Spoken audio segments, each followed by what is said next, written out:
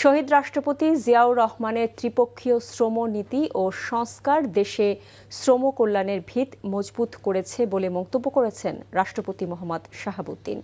রাজধানীর চীনমৈত্রী সম্মেলন কেন্দ্রে মে দিবস ও জাতীয় পেশাগত স্বাস্থ্য ও সেফটি দিবসের অনুষ্ঠানে রাষ্ট্রপতি আরও বলেন, শ্রমিকরাই অর্থনীতির মূল চালিকা শক্তি।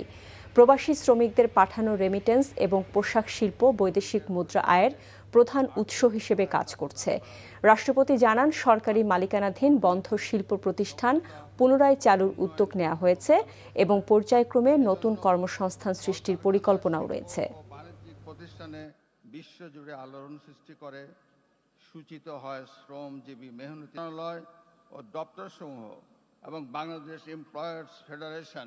শ্রম খাতে শিল্প সম্পর্ক বজায় রাখা ও শ্রমিক মালিকের অধিকার নিশ্চিত করার লক্ষ্যে ট্রেড ইউনিয়নের কার্যক্রমকে উৎসাহ প্রদান করতে এই সরকার সচেষ্ট।